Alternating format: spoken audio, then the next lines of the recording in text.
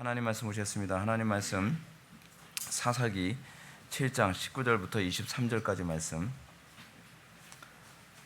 하나님 말씀 사사기 7장 19절부터 23절까지의 말씀. 구약성경 237페이지입니다. 구약성경 373페이지. 제가 약간 왔다 갔다 합니다. 373페이지 사사기 7장 19절부터 23절까지의 말씀. 찾으셨으면 제가 봉독하겠습니다. 기드온과 그와 함께한 100명이 이경초에 진영 근처에 이른즉 바로 파수꾼들을 교대한 때라. 그들이 나팔을 불며 손에 가졌던 항아리를 부수니라. 세대가 나팔을 불며 항아리를 부수고 왼손에 횃불을 들고 오른손에 나팔을 들어 불며 외쳐 이르되 여호와와 기드온의 칼이다 하고 각기 제자리에 서서 그 진영을 에워싸매 그 온 진영의 군사들이 뛰고 부르짖으며 도망하였는데 300명이 나팔을 불 때에 여호와께서 그 온 진영에서 친구끼리 칼로 치게 하심으로 적군이 도망하여 스레라의 벳시다에 이르고 또 답밭에 가까운 아벨 무홀라의 경계에 이르렀으며 이스라엘 사람들은 납달리와 아셀과 온 므낫사에서부터 부름을 받고 미디안을 추격하였더라. 아멘. 이 시간은 사사기 27번째 강의가 되겠습니다. 300명이 나팔을 불 때라는 제목으로 하나님 말씀 증거하도록 하겠습니다. 300명이 나팔을 불 때. 역사는 사실 소수에 의해서 움직여집니다. 그리고 우리는 그 소수에서 과연 소수로 부름받은 사람인가 그렇지 않으면 다수에 속한 사람인가를 좀 생각해 볼 필요성이 있습니다. 우리 신앙생활에 있어서 우리가 어려움이 뭐냐면 우리는 소수라는 것 때문에 항상 불안에 떨 때가 상당히 많이 있습니다. 우리가 역사를 보게 되면 하나님께서 그 소수가 하나님께 붙잡혔을 때 시대를 바꾼 역사를 우리는 보게 됩니다. 우리는 항상 가지고 있는 이 특징이 뭐냐면 철학적인 이런 사고방식 때문에 사람들이 많이 모여야 뭐가 되는 것 같고 많은 사람들이 호응을 해줘야 뭔가 되는 것 같다라고 생각을 합니다. 근데 세상은 그렇게 돌아가지 않습니다. 세상이 돌아가는 방식은 항상 하나님께서 믿음의 사람 그 소수를 찾아내시고 그 소수의 사람들을 선택하셔서 그들을 통해서 역사하셨습니다. 우리가 생각하는 것 같이 하나님께서 역사하시지 않는 것은 예수님께서 이 땅에 오셔가지고 예수님 통해서 세상을 다 뒤집어 엎을 것처럼 우리는 생각을 하지만 사실 예수님께서 하신 것은 12명의 제자를 양성해 놓고 가신 것뿐이었습니다. 그리고 12명의 제자들을 통해서 하나님께서는 또한 더 큰 무리를 이끄시고 그러면서 이 적은 무리를 통해서 구라파 전 지역이 복음화되어지고 미국이라고 하는 나라가 생기고 그리고 대한민국이라고 하는 이 나라에 또 복음이 들어오는 방식으로 하나님께서는 역사하셨습니다. 사람이 많다는 것은 너무 이렇게 안심하지 마십시오. 오히려 다수의 의견이 틀릴 때가 되게 많고요. 오히려 다수가 가는 곳이 멸망의 길일 가능성이 상당히 많습니다. 초대교회 당시에 복음의 확산은 120명의 문도를 통해서 복음의 확산됐고요. 그리고 로마에서 온 나그네, 그 이름도 알지 못하는 몇 명의 나그네를 통해서 로마의 복음이 확산됐습니다. 영국의 영적 위기일 때 하나님께서는 조지 휘필드와 요한 웨슬리라고 하는 이 두 사람을 하나님께서 사용하셔서 영국을 뒤바꿔 놓으셨습니다. 웨일즈 부흥의 원동력은 우리가 제대로 이름도 잘 기억하지 못하는 3명의 소년들이 건초더미 안에서 이 영국의 부흥과 웨일즈의 부흥과 변화를 위해서 기도할 때 그 아이들을 통해서 웨일즈가 완전히 바뀌고 엄청난 부흥이 일어났습니다. 16세기 종교개혁 마틴 루터라고 하는 한 사람을 통해서 유럽 전체가 바뀌게 되는 역사죠. 하나님께서는 똑똑하다고 쓰시는 것도 아니고요. 하나님께서는 그렇다고 이 권력이 많은 사람이라고 쓰시는 것도 아니고 하나님께서는 잘났다고 쓰시는 것이 아니라 하나님께서는 정말 자기를 경외하는 그 소수를 통해서 새로운 역사를 일궈 나가십니다. 대한민국의 현실을 보게 되면 우리는 자꾸 그러지 않습니까? 우리는 엘리야 신드롬 같은 게 상당히 많이 있습니다. 엘리야가 뭐라 얘기합니까?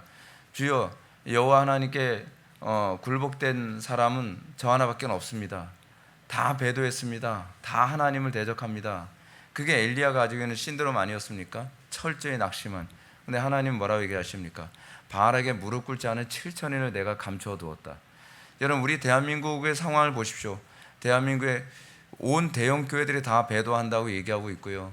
뭐 하나님 말씀대로 산다고 하는 사람들은 우리 주변에 찾아보기 힘들고, 정치적으로는 다 왼쪽으로 기울어서 이거 뭐 도무지 이 대한민국의 소망이 있습니까? 우리는 그렇게 생각을 합니다. 왜 자꾸 사람에게 소망을 둡니까? 우리가 소망을 둬야 되는 건 여호와 하나님이십니다. 하나님만이 유일한 우리의 소망 되십니다. 중요한 건 하나님의 뜻이고 하나님의 의중입니다. 숫자가 아니라 하나님께서 어떤 마음을 갖고 계시느냐, 하나님께서 결정하시면 하나님 결정대로 되는 겁니다. 근데 우리는 자꾸 많은 사람들이 어느 쪽으로 기울어 있고, 뭐 예수 믿는 사람들은 소수인 것 같고, 뭐 사회가 어떻게 돌아가고 있고, 이거는 우리가 걱정해야 될 문제가 아닙니다. 우리가 가장 걱정해야 되는 건 뭐냐면 내가 하나님 편에 서 있느냐에 관한 문제입니다. 하나님 편에 서 있는 그 소수가 사실은 역사를 움직여 나가는 겁니다. 가끔 하다가 저도 지금도 젊지만 좀 더 젊었을 때는 마음이 좀 조급한 때가 되게 많이 있죠. 하나님, 이 숫자가 좀 더 많아야 되지 않습니까? 더 많은 사람들이 모여야 우리 회복의 교회가 좀 더 영향력 있게 뭐 하지 않겠습니까?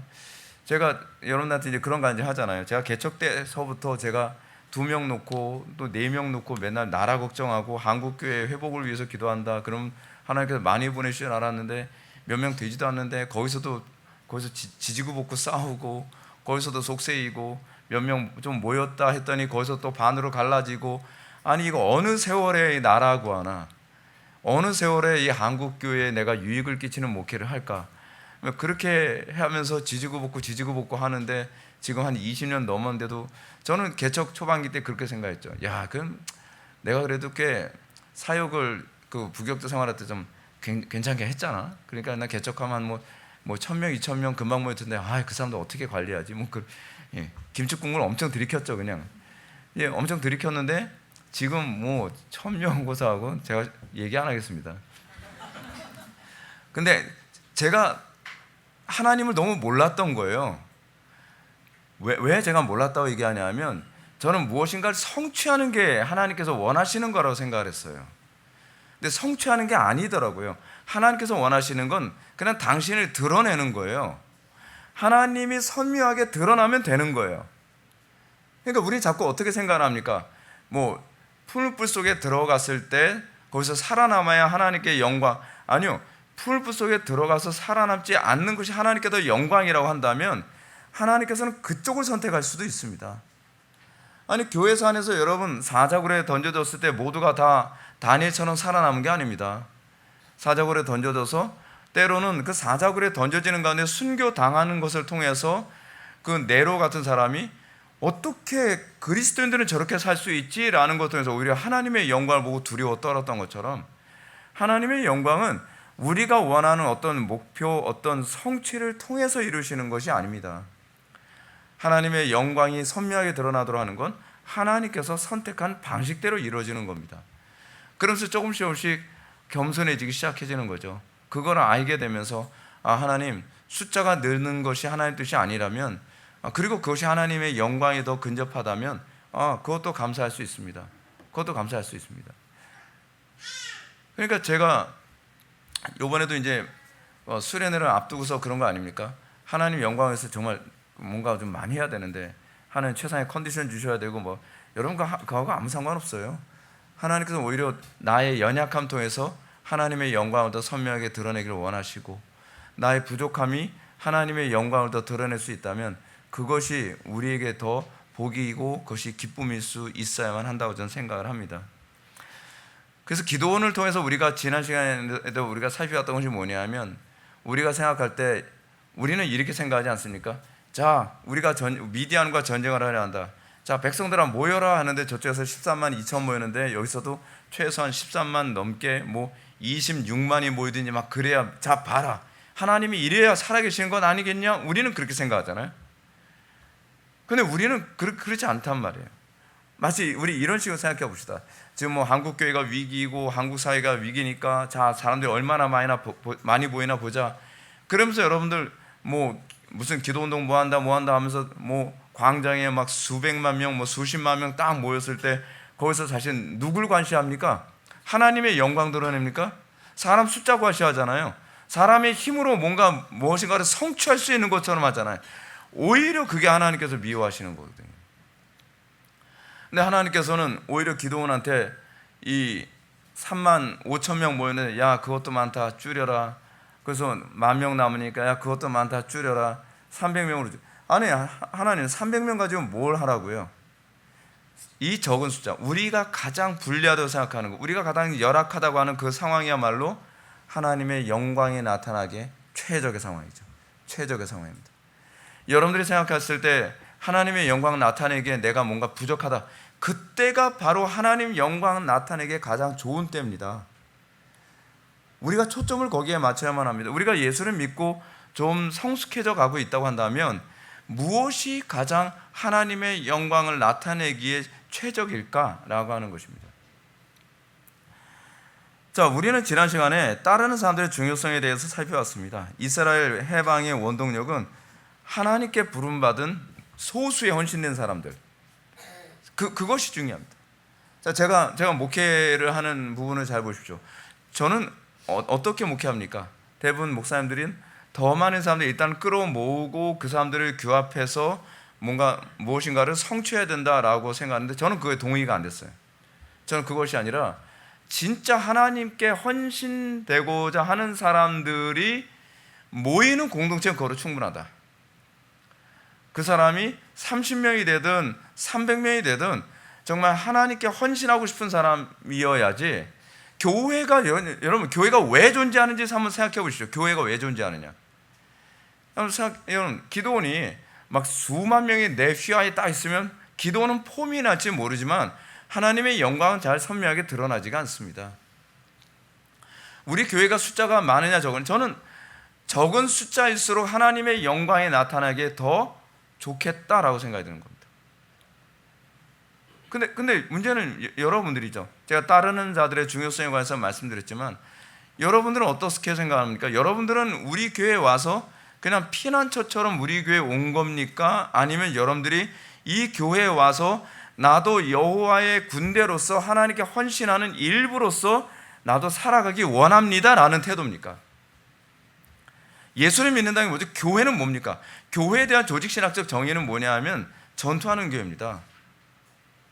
이 땅에서 전투하기 위해서 하나님께서 우리를 교회로 부르신 건데, 우리는 교회로 부름받았다라고 얘기하면서도 우리는 전투에는 관심이 없고 맨날 어떻게 하면 편하게 신앙생활하고 어떻게 하면 안전하게 신앙생활하고 어떻게 하면 유리하게 신앙생활 할까 하면서 그런 식으로 교회를 피난처처럼만 찾아다니는 것 아니겠습니까? 그게 아니죠. 전투하는 교회로서 나는 그러면 교회를 선택할 땐 나는 어느 포지션에서 싸울 것인가에 관한 고민을 가지고 여러분들이 교회를 찾아야 되는 것이고, 여러분들이 우리 교회에 왔다고 한다면 우리 교회에서 나는 그러면 어떻게 이 전쟁의 일부로 내 자신을 날마다 희생하며 살 것인가. 그렇다고 한다면 여러분들이 가져야 되는 고민이 뭡니까? 여러분들은 이 공동체 안에서 한 몸으로 녹아지는 것부터 먼저 되어야만 합니다. 왜 우리 교회는 여러분들 들어왔을 때 곧바로 일꾼으로 안 쓰는지 아십니까? 한 1년 정도 좀 삭히고 나서 우리가 그 일꾼을 쓰잖아요. 다른 교회는 일꾼 없다고 새신자 오게 되면은 그 새신자한테 곧바로 교사 맡기고 뭐 성가대 맡기고 뭐 맡기고 그러는데, 우리 교회에서 여러분들 1순위는 뭐냐 하면 여러분들이 하나님께 쓰임받게 합당한 그릇으로 먼저 죽어졌느냐가 중요한 겁니다. 여러분들이 우리 공동체 이제 각각나 이럽니다.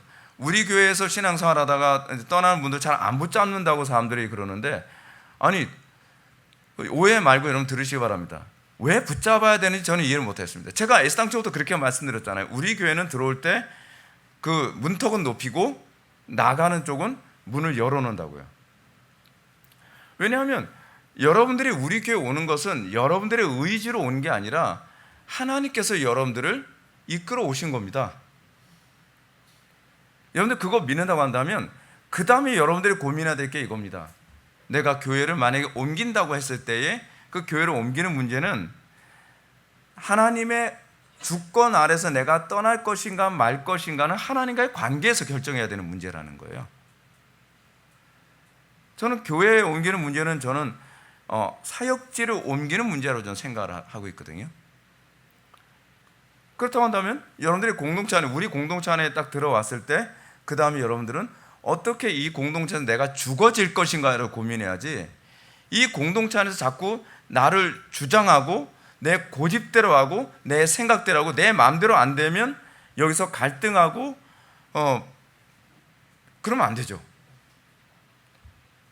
우리는 하나의, 여러분, 그리스도인은 어떤 존재냐면 하나님의 영광 위해서 우리의 정과 육을 다 십자가에 못 박고 주님의 영광 위해서 우리는 같이 가는 겁니다. 같이 가는 거예요. 내 생각 주장하는 것은 공동체 아닙니다. 우리는 이미 죽었습니다. 내 생각 죽었고요, 내 취향 죽었고요, 내가 원하는 것 다 죽었습니다. 그게 그리스도인입니다. 내 정과 육을 십자가에 못 박았느니라. 이미 과거 완료형이에요.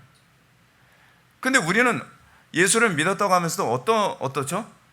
뭐 내가 원하는 것대로 안 해준다고 뭐 불평하고, 우리가 원하는 취향대로 안 하고. 여러분, 그렇게 하면 안 되죠. 그렇게 하면 안 됩니다. 아직 덜 죽은 거죠. 그런 사람은 공동체 안에 아직 하나님께 쓰임받기 아직 멀은 거죠. 아주 멀은 겁니다. 하나님께서, 여러분, 제가 부교육자 생활하면서 제가 계속 고민했던 게 뭐냐면, 하나님께서 제가 원하는 교회를 보내주신 적이 한 번도 없어요. 근데 하나님께서 저를 부교육자로 딱 세워주시는 그 교회를 저를 보내주셨을 때 제가 가지고 있는 태도는 그겁니다. 하나님께서 이 교회를 보내주셨을 때는 하나님께서 뜻이 있으시겠다.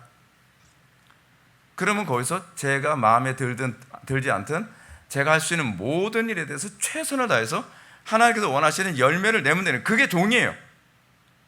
그렇지 않습니까? 종이 뭐 예를 들어서 주인이 야 여기서 일해라. 주인님 여기는요 뭐 땅이 별로 안 좋고요. 그게 12지파들한테 땅을 분배해 줬을 때 나타났던 모습 아닙니까? 그 불평. 12지파들 그 12명의 정탐꾼 보내서 불평을 해가지고 쑥대밭 됐는데 그것 아직 정신 못 차려가지고서 12 땅을 분배해줘서 딱 했더니 여기는요 철병거가 있고요, 뭐 여기는 얘네들이 평균 키가 뭐 다 장대하고요, 여기는 뭐 애들이 태어날 때부터 뭐 군사로 훈련된 애들이고요. 하나님께서 몰라서 거기 보내셨겠어요? 나도 몰랐는데? 야 다시 물러자. 그러실 것 같습니까? 아시고 보내신 거예요. 아시고. 그럼 그 보낸 곳에서 우리가 해야 되는 게 뭐예요? 주님의 뜻 안에서 믿음으로 순종해서 하나님께서 원하시는 지경을 넓히는 거죠. 주님 왜 절 이곳에 보내셨나요? 아니 내가 너하고 싸우라고 했으면 그곳에서 네가 열매 맺으면 되는 거지. 왜 적들이 어떠냐, 환경이 어떠냐, 뭐 거기가 산이냐 바다냐, 뭐 그거 왜 따지냐는 거예요 저한테. 그러네. 제가 너무 편한 걸, 쉬운 걸 따진 거예요. 그러니까 제가 전쟁터 나가면서 그래요. 주님 쟤네들보다 좀 키 작은 애들 좀 붙여주시고요. 주님 제가 아시잖아요. 제가 산악에는 좀 별로 이렇게 훈련이 안 돼 있고 저는 주로 평지 쪽으로 훈련되지 않은 거 아시지 않습니까? 그리고 평지 쪽에서 싸울 수 있게 해주시고요.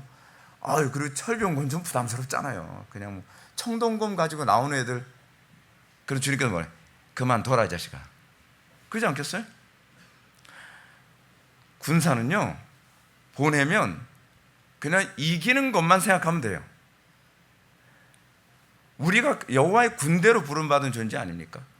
여호와의 군대로 부름받았으면 내가 하나님 나라의 거룩한 전쟁을 위해서 내가 뭘 어떻게 헌신하고 내가 죽어줘야만 될 것이냐. 우리는 하나의 목표만 바라봅니다. 그리고 하나의 목표 아래서 우리는 무조건 모든 상황에서 승리로 이끌어내는 겁니다. 그래서 어떤 현상이 나타나냐, 여러분들은 모르지만 저는요 이제는 모든 연령대를 다 강의할 수 있는 사람으로 새롭게 거듭나게 된 겁니다.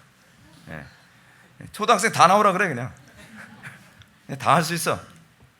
그래서 하나씩 점령해 나가는 거예요. 하나님께서 주시면 그냥 점령해 나가는 거예요. 점령해 나가는 거예요. 헌신하고 믿으면 성숙해지는 건 제가 성숙해지고 제가 더 복을 얻고 제가 더 거룩해져 가는 겁니다. 하나님께서 300명 주셨습니다. 300명 감사하죠. 3명 주시지 않은 것만이 다행이죠. 그렇지 않습니까? 300명 주시고서 자 이거를 통해서 하나님께 영광을 돌려라. 그리고 그 300명을 가지고 말도 안 되는 전쟁을 시작을 합니다. 19절 한번 읽어보시겠습니다. 19절 다 같이 읽겠습니다. 시작. 기드온이 그들에게 이르되 아닌가요? 제가 장을 다른 데 폈네. 죄송합니다. 19절 다 같이 읽겠습니다. 시작. 기드온과 그와 함께한 이경초에 그들이 나팔을 불며 손에 가졌던 항아리를 부수니라. 아멘. 여러분, 이게 전쟁은 장난이 아닙니다. 제가 말씀드리잖아요. 전쟁을 하러 나가는데 항아리하고 횃불하고 나팔만 들고 나가라? 이걸 우린 뭐라 그러죠? 자살행위라고 그러죠. 자살행위. 자살행위 하라고 하는데 여러분들 순종할 수 있겠습니까? 십자가야말로 자기 죽음 아닌가요? 이게 바로 십자가의 정신입니다. 십자가의 정신. 죽을 것, 어떻게 보면 상식적으로는 죽을 것 뻔히 압니다. 이 사람들은 이미 항아리와 횃불, 나팔만 들고서 300명이 나갈 때 죽을 각오한 겁니다. 그래, 죽으면 죽으리라. 이게 십자가 정신 아닙니까? 여호와께서 명령하신 것 아니냐? 주께서 명령하셨으면 순종하자.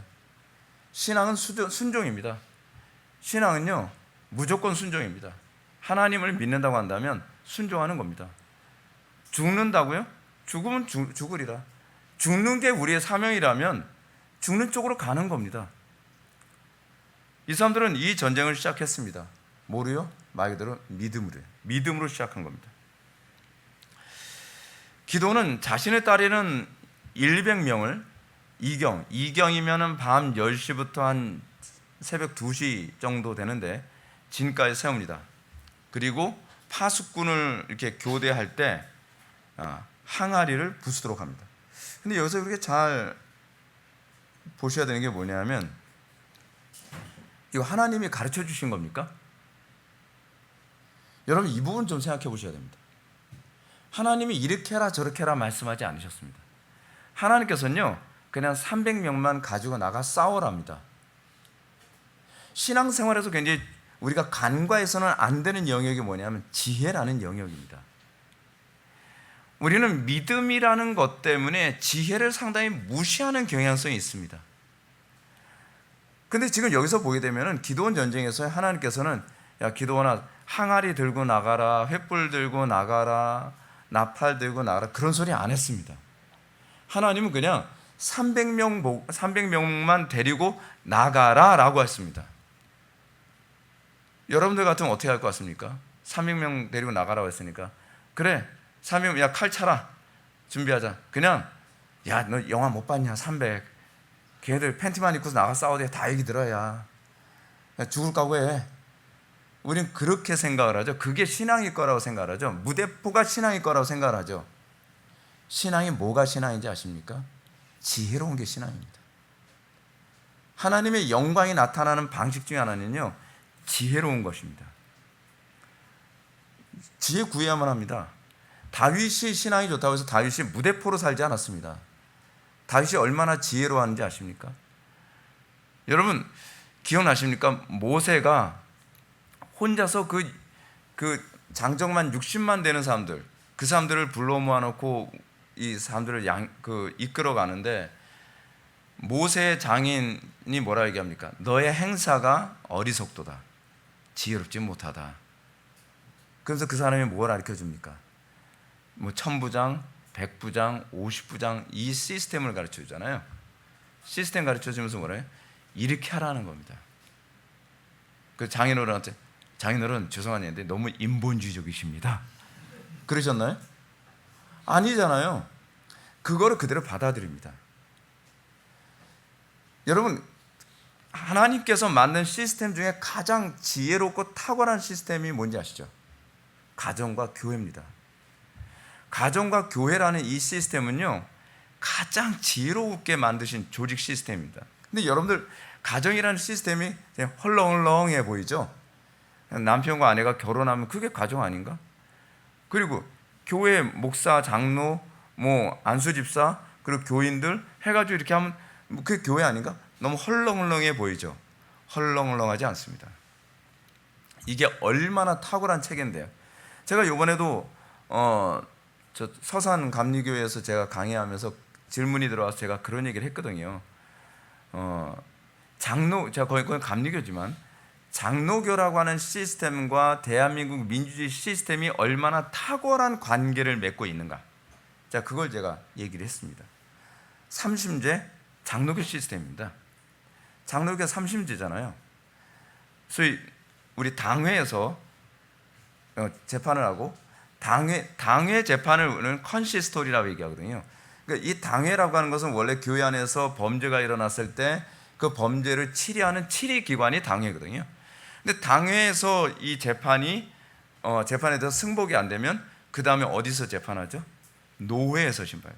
그럼 노회에서 그럼 치리 기관을 다시 꾸려서 재판합니다. 노회에서 심판하는데 그것에서 승복이 안 되면 그다음에 총회라고 하는 최종 심판 기구에서 그것을 끝내죠. 삼심제도가 사실은 장로교 시스템입니다. 그리고 이 삼권 분립 이 시스템이요, 이것도 사실은 교회에서 나온 시스템입니다. 그러니까 얼마나 이 시스템이 하나님의 지혜가 얼마나 놀라운지 몰라요. 하나님 무대포 아니십니다. 똑같이 여러분, 하나님께 붙잡힌 사람들에게 하나님께 주시는 방식 중에 하나 뭐냐면 그에게 소명을 주시고 그 다음에 그들에게 뭘 주시냐면 지혜를 주십니다. 그러면 여러분들이 하나님께 소명을 받았다고 했을 때 여러분들 그 소명을 감당하기 위해서 그 다음에 해야 되는 게 뭡니까? 지혜를 구해야만 합니다. 아마 모르긴 몰라도 기도원은 밤새도록 기도했을 겁니다. 도대체 어떻게 해야 될까요? 이 싸움을 어떻게 해야 되겠습니까? 하나님께서는 기도원에게 나가 싸우라고만 하지 아니하시고 반드시 그에게는 지혜를 주십니다. 이건 제가 부교육자 생활하면서 많이 겪었던 부분입니다. 제가 부교육자 생활하면서 여러분 아시잖아요. 제가 가지고 있는 개혁주의 신학 때문에 어느 교회를 가든지 그냥 범사에 부딪히고 쉬지 않고 부딪힙니다. 그냥 가는 곳마다 담임 목사님하고 계속 부딪히거든요. 그러면 그 부딪힐 때 무대뽀로 난 개혁주의고 당신은 성경도 틀렸어 막 담임 목사님한테 그럴 수는 없잖아요. 그럼 그 가운데서 계속 하나님께 지혜를 구합니다. 하나님께서 그걸 굉장히 기뻐하세요. 하나님께 계속 지혜를 구하면서 어떻게 교회 안에서 관계, 담임 목사님과의 관계 질서를 지키면서 그 가운데서도 어떻게 성경의 가르침의 본질을 지켜낼 것인가를 계속 싸우는 거예요. 그러니까 제가 그 과정 안에서 어떤 일이 생겼어요.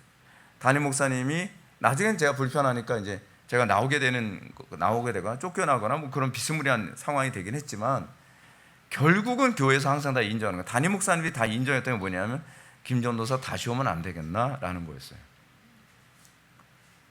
저는 그런 평가를 받는 게 저는 옳다고 생각을 합니다. 가정 안에서도 동일합니다. 그런데 가정 안에서 남편과 아내와의 관계, 남편이 먼저 예수 믿었든 아내가 먼저 예수 믿었든 먼저 예수 믿은 사람이 예수 믿지 않는 배우자가 있을 때 막 무식하게 말해요. 남편한테 당신은 사탄이야 막. 여러분 그렇게 해서 이게 복음이 되겠습니까? 그 안에서 어떻게 해야 되죠? 뱀처럼 지혜롭게 해야죠. 비둘기처럼 순결해야죠. 때로는 인내해야 될 때와 때로는 직선적으로 얘기할 때, 이건 다른 말로 전략적 용어로 뭐라고 하죠? 치고 빠지고. 이거를 정말 지혜롭게 해야 되는 것 아니겠습니까? 그 가운데서 남편이 아내를 볼 때 또는 아내가 남편을 볼 때 참 지혜롭다, 당신은 정말 지혜로운 사람이다 라고 보게 만들어야 되는 것 아니겠습니까? 그건 여러분들 직장 생활에서도 동일합니다. 우리는요, 믿음이라는 것을 자꾸 용기라는 영역으로만 제한해서 생각하는 경향이 있습니다. 한국교회 안에서 믿음 좋다고 전도 나가는 사람들 어떻게 합니까? 아무한테나 사탄은 물러가라 막 그런 얘기하고, 다른 종교에도 지나가면 저거 사탄이라고 막 손가락질하면서 막 얘기하고, 그걸 믿음이라고 생각하래요. 그건 믿음이 아닙니다. 그건 우둔한 겁니다. 그거는 또한 교만이기도 합니다. 자기 우월의식이죠. 선민의식입니다. 오히려 우리가 그 안 믿는 사람들한테 접근해 갈 때 어떻게 지혜롭게 접근할 것인가, 어떻게 그들에게 적절한 말로 복음을 증거할 것인가를 계속적으로 고민해야 될 것 아니겠습니까? 지금 여기서도 기도원이요 300명 가지고서 그렇게 하는 겁니다. 제가 이제 우리 개척할 때 그 얘기 했었잖아요. 하나님, 제가 개척을 하는데 좀 지금 아무래도 그 사택에서 좀 모여서 예배하기엔 숫자가 지금 너무 많아져 가는 것 같고, 여기서 막 소리 지르면서 기도할 수도 없고 찬양할 수도 없으니 예배할 수 있는 공간을 주십시오라고 하나님께 기도했더니 하나님께서 얼마 보내주셨다고요? 지나가는 집사님 중에서 500만 원 주셨어요. 애매모호한, 액수가 애매모호하잖아요. 500만 원 가지고서 무슨 보증금, 월세 보증금도 안 되고요, 전세는 두말할 나위도 없고요. 그 하나님께서 500만 원 가지고 무조건 부딪혀 그렇게 말씀하시는 게 아니죠. 그래서 그 다음엔 뭐예요? 소명을 받았으면 그 다음엔 지혜를 구하는 겁니다. 하나님 500만 원 왜 주셨나요? 500만 원 가지고 어떻게 하기를 원하시나요? 지혜를 짜내고. 그래서 신앙생활은 뭐예요? 짜요. 지혜를 계속 짜내는 거예요. 그게 신앙인이에요. 근데 예수 믿고 나서 지혜를 어디다 묶어놔 버려요. 그건 신앙이 아닙니다. 하나님의 속성 자체가 지혜잖아요. 그럼 우리에게 주어진 이 상황, 하나님께서 우리에게 가장 적절한 상황을 항상 주십니다. 그럼 그 적절한 상황에서 우리는 그 상황이 때로는 철병과 같은 상황이 될 수도 있고, 그 상황이 내가 예상하지 못했던, 내가 기대하지도 않았던 그런 상황일 수도 있는데, 그 상황에서 하나님께서는 내가 어떻게 지혜를 짜내길 원하시는가에 관해서 계속 질문을 던지시는 겁니다. 여러분들 우리 교회를 보십시오. 우리 교회가 다른 교회하고 굉장히 다르죠. 대부분 사람들이 우리 교회 왔을 때 굉장히 생소하다 그럽니다. 그럴 수밖에 없죠. 저는 한국 교회 안에서 제가 모태신앙으로 자랐고요, 한국 교회 안에 있는 병폐를 거의 다 보고 자랐습니다. 다 겪으면서 컸어요. 근데 그 오류를 왜 반복합니까? 그럼 저는 계속 지혜를 짜내는 거죠. 과연 이 교회 안에 상습적으로 일어나고 있는 이 모순과 이 오류를 어떻게 하면 극복할 수 있는 교회가 될까? 그죠? 또 짜내고 하면서 하는 게 뭐예요? 교회 안에서 우리 교회가 가지고 있는 특징이 있잖아요. 우리는 예산만 있고 결산이 없잖아요. 결산만 있고 예산이 없죠. 우리는 예산을 짜지 않습니다. 예산을 짜지 않는 이유가 뭐냐면, 예산을 짜고 나면 예산 한도 내에서 필요 없는 지출이 많아져요. 그 또 하나 뭐냐면, 예산을 짜고 나면 필요한 지출이 있는데 그 예산의 한계성 때문에 캔슬되는 경우가 많이 있어요. 저 그거 많이 봤거든요. 쓸데없는 지출 최대한 줄이고 필요한 지출은 과감하게 하자. 그게 제가 가지고 있는 재정관이거든요. 그래서 우리 교회는 결산만 있고 예산이 없죠. 그러니까 결산이라고 하는 건 그거죠. 쓸데없는 지출한 게 뭐냐만 보면 되는 거예요. 아주 현실적이죠. 모든 거 다른 교회가 다 한다고 해서 무조건 다 하는 것이 아니라, 다른 교회가 그렇게 한다고 하더라도 이것이 옳지 않으면 과감하게 없앨 건 없애고, 그리고 새로운 걸 만들 거면 만드는 거고, 그렇게 나가는 겁니다. 저는 하나님은 그런 분이시라고 저는 그렇게 경험을 했어요. 하나님은 계속 지혜를 주시고 새롭게 개혁을 하시고, 종교개혁자들이 보여줬던 게 그겁니다. 종교개혁자들은 단순히 믿음만 좋았던 사람들이 아닙니다. 그들은 굉장히 지혜로웠고 굉장히 현명했으며, 그리고 그들은 굉장히 합리적으로 성경의 범주 안에서 벗어나지 않은 합리성 안에서 이것을 현실화시켰다 나간 사람들입니다. 그래서 종교개혁자들 통해서 민주주의라는 게 생기고, 종교개혁자들 통해서 이 자본주의, 근대 자본주의라는 것이 생길 수 있었던 거잖아요. 그들이 얼마나 지혜로웠는지 알 수 있죠. 그런데 그 후에인 우리는 지혜를 추구합니까? 그 후에인 우리는 세상에서 만들어낸 거 다 따라가잖아요. 제가 다른 교회에서 사역을 하는데, 애들이, 전사님 요번에 우리 수련회 어떻게 가나요? 수련회? 애들이 뭘 원하는데? 그랬더니 요즘 프로그램 가보나. 진짜 끝내준다. 진짜 니네들 보면 진짜 환상적일 거다. 아, 그래요? 네. 근데 갔더니 프로그램 딱 봤더니 뭐밖에 없어요? 집회밖에 없어요. 네. 오전에 집회, 저녁 때 집회. 뭐 이래요. 가봐. 끝내줘. 다른 교회에서 한 번도 본 적이 없는. 근데 왜 우리는 다른 교회에서 하기 때문에 그걸 따라가야 되죠? 전사님, 그래도 여기 레크레이션 필요 없어. 야, 내가 니네들 놀아주리? 니네들이 알아서 놀아. 훨씬 재밌어. 여기 그래도 뭐죠? 이 인간관계 공동체 훈련, 그런 필요 없어. 니네들끼리 안 싸우면 돼. 그게 공동체 훈련이야. 그냥 성경의 범주 안에서 과감하게 접근해 나가는 거죠. 대박이었어요. 우리 교회가 그 프로그램이잖아요. 제가 어느 교회 가든지 그랬거든요. 한 번도 실패한 적이 없습니다. 실패한 적이 없어요. 중요한 건 성경을 기준으로 해서 우리가 계속 지혜를 짜내는 겁니다. 그래서 계속 개혁해 나가는 거예요. 개혁파 교회 모토가 뭐죠? 개혁된 교회는 항상 개혁되어져야 된다. 계속 개혁돼야 되는 거예요. 계속이요. 그래서 여러분, 솔로몬이 왕이 되자마자 하나님께 구했던 게 뭡니까? 지혜 구했잖아요. 지혜. 그 지혜. 그래서 1,000번째 희생을 하고 난 다음에 온 마음과 정성을 다해서 제사를 드리고 나니까 하나님께서 그 제사를 받으시고 솔로몬에게 내가 너에게 뭐 해주기 원하니? 그러니까 하나님께 그 질문하시니까 지혜를 원합니다. 지혜를 원하는 이유가 뭐였어요? 제가 머리가 나빠서요? 그 얘기가 아니었죠. 제가 왕이 되고 나니까 제가 어떻게 이 백성들을 다스려야 될지 모르겠나이다. 믿음이란요, 하나님의 지혜로 살아갈 줄 아는 게 믿음입니다. 하나님의 지혜를 내 삶에 구체적으로 적용할 줄 아는 게 지혜입니다. 문제가 이거예요. 신학교에서 조직신학을 배우고 나면 그건 하나님의 지혜거든요. 근데 그 조직신학을 나의 삶의 경건에 구체적으로 적용할 줄 몰라요. 그거 왜 못하냐? 지혜가 없어 그래요. 지혜라고 하는, 지식과 지혜의 차이가 뭡니까? 지식은 정보에 관한, 데이터에 관한 얘기잖아요. 근데 지혜는요, 그 정보를, 그 데이터를 구체적으로 적용할 수 있는 능력이라고 하는 건 아니겠습니까? 그 지혜가 없어서 그런 거예요. 지혜가 없어서. 근데 여러분, 이 지혜는 어떤 사람에게 주신지 아십니까? 하나님께 헌신하려고 하는 사람한테 주시는 겁니다.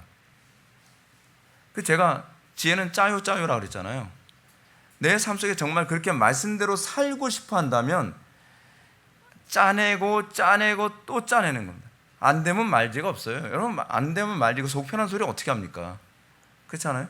여러분들 정말 내 가정이 성경적인 가정이 되기를 원한다고 한다면 여러분들 어떤 태도를 견지해야 됩니까? 안 되던데요? 안 되던데요 소리는요, 배불러서 나오는 소리입니다.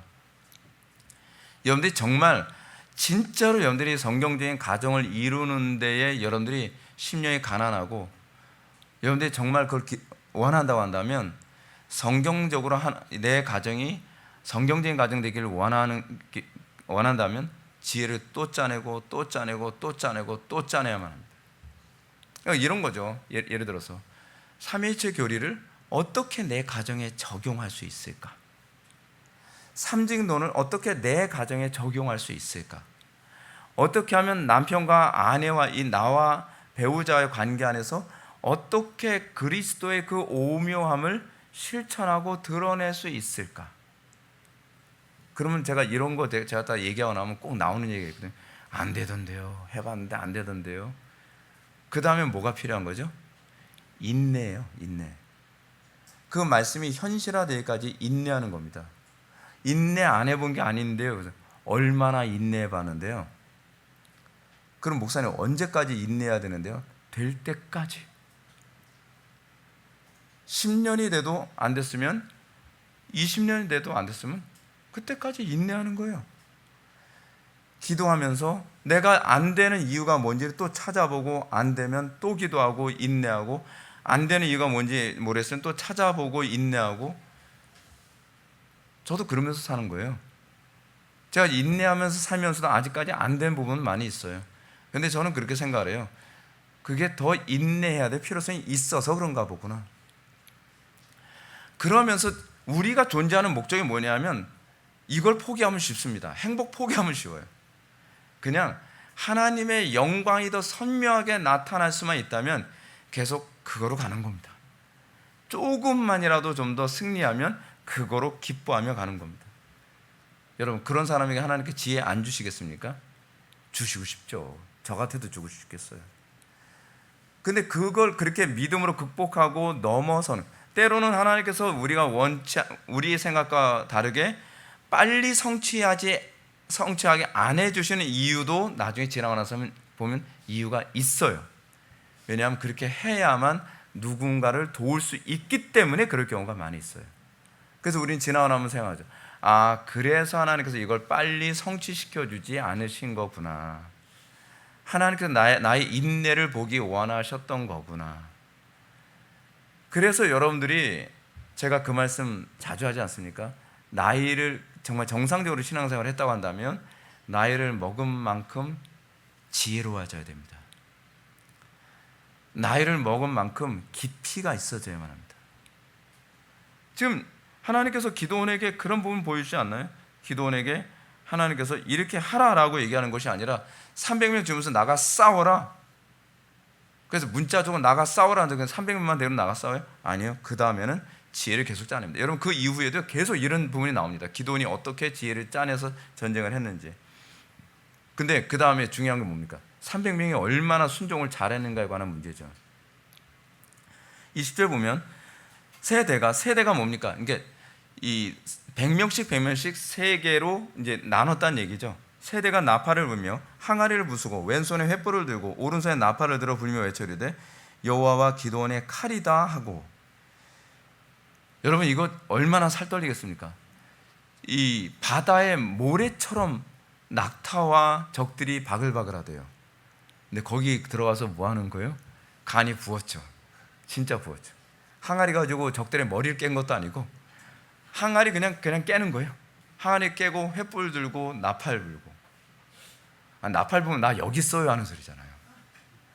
근데 거기다가 막 항아리 깨고 나팔 불고 그래서 얘네들이 정신 못 차렸으니까 망정이지.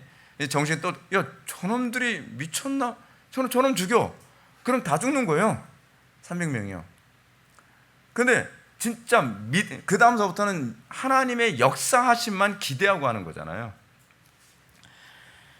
항아리를 깨뜨린 300명의 용사들이 왼손에는 횃불을 들고 오른손에는 나팔을 들어 부는 장면을 한번 생각해 보십시오. 재미있는 것은요, 그들 손에는 뭐가 없어요? 칼이 없어요. 군인이 전쟁터에 나가는데 칼 하나 믿고 나가는 거 아닙니까? 근데 그 사람들은 칼을 들고 있지 않고 나팔과 횃불만 들고 있다는 거예요. 한쪽 손은 나팔 불고 한쪽 손은 횃불 들고. 그런데 그들이 뭐라고 얘기하는지 잘 들어보십시오. 그들의 입은 칼을 외치고 있습니다. 칼을요. 외쳐 이르되 여호와와 기드온의 칼이다 라고 외치고 있다는 겁니다. 이건 진정한 승리의 힘은 자신들의 칼에 있지 아니하고 여호와와 기드온의 명령 안에 있다는 것을 고백하는 겁니다.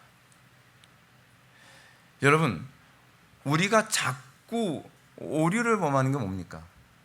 내 손에 그래도 내가 이길 수 있는 뭔가 칼이 있어야 되는 것 아니겠습니까? 내가 이길 수 있는 뭔가 목돈이 좀 있어야 되는 것 아니겠습니까? 내가 이길 수 있는 뭔가 인맥이 있어야 되는 것 아니겠습니까?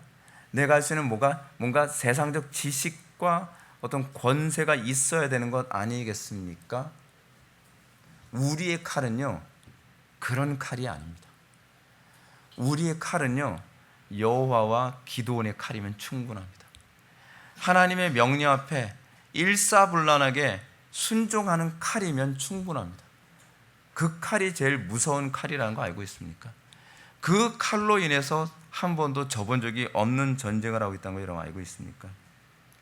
그 사람들은 여호와의 능력과 기드온의 여호와께 붙잡힘에 있음을 알고 있었습니다. 메투엘린 얘기합니다.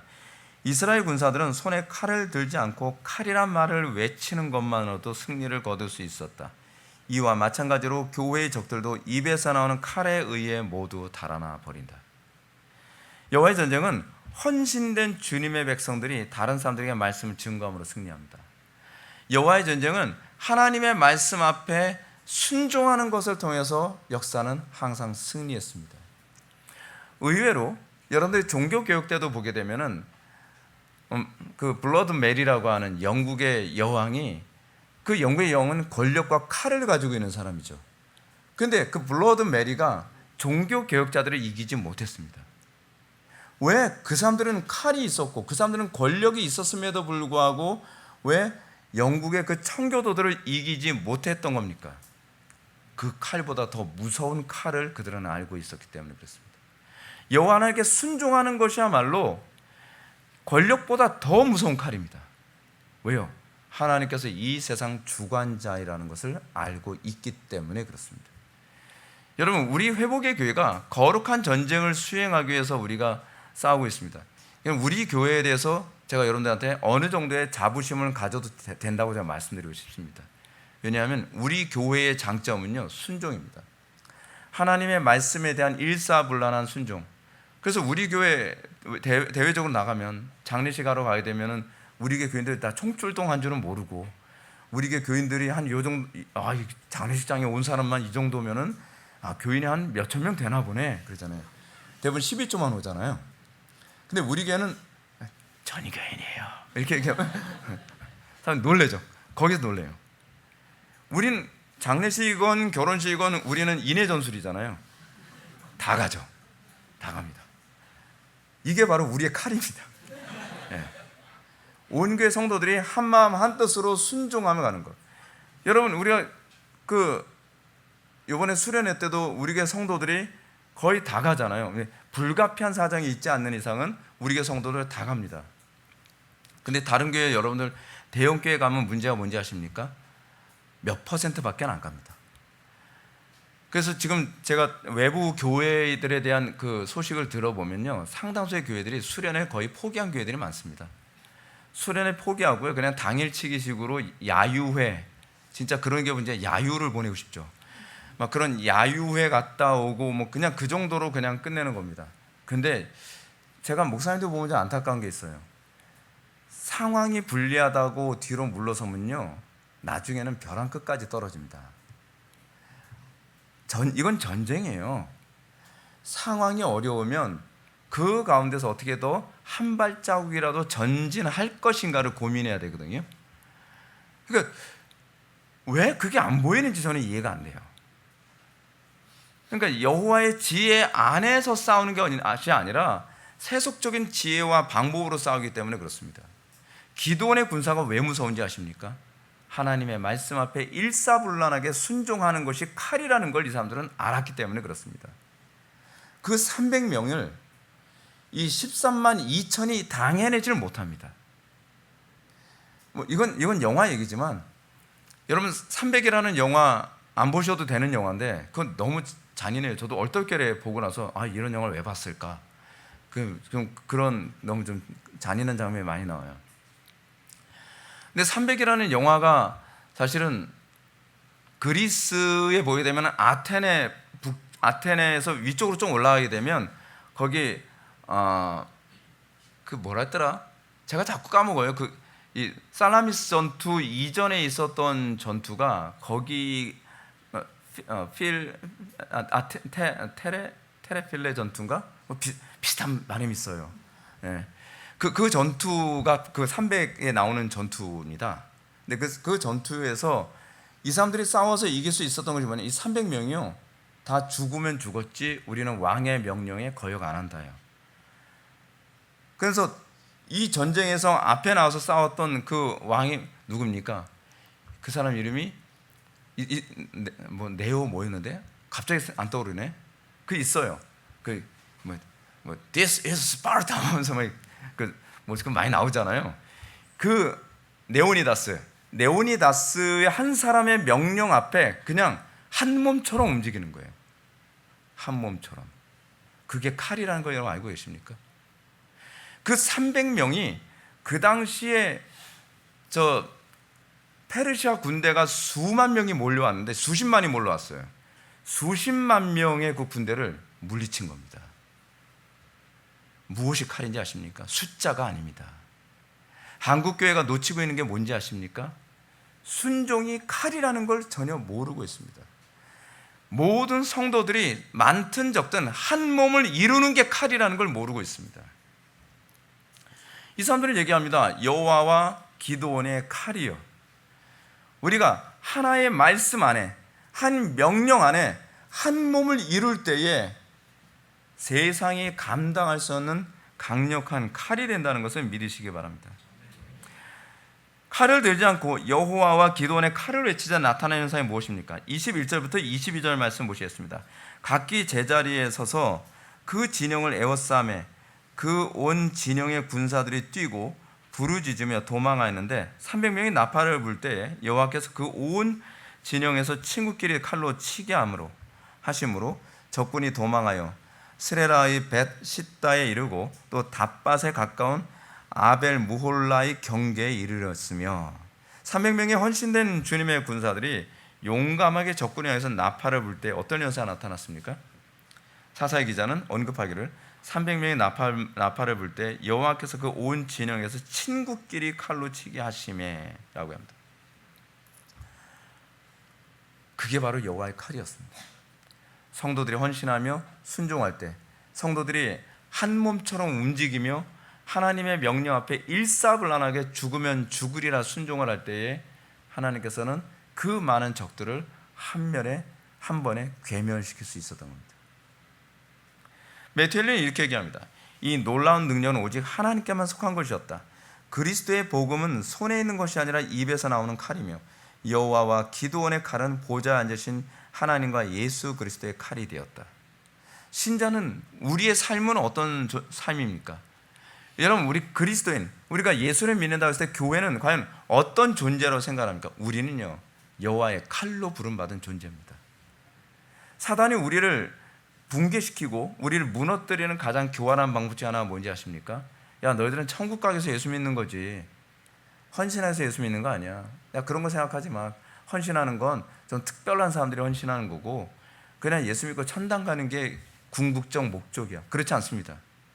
하나님께서 우리를 부르신 목적은 여호와의 칼로 사용하기 위해 부르신 겁니다. 그것이 창세기에서 아담과 하와를 창조한 목적이었습니다.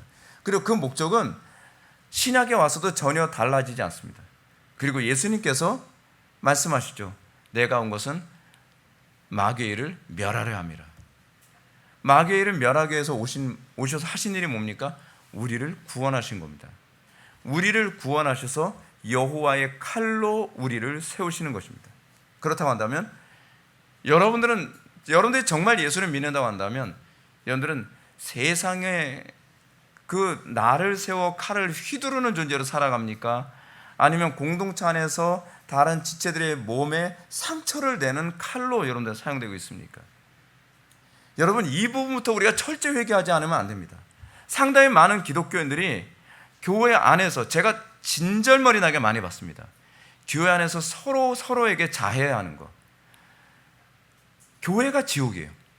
제가 개척하면서 진짜 이 일만은 우리 교회에서 일어나면 안 된다고 생각했던 게 뭐냐면, 교인들끼리 서로 치고받고 싸우고 서로 물어 뜯고 험담하고 파당 만들고, 이 인간의 타락한 본성이 그런 것 같아요.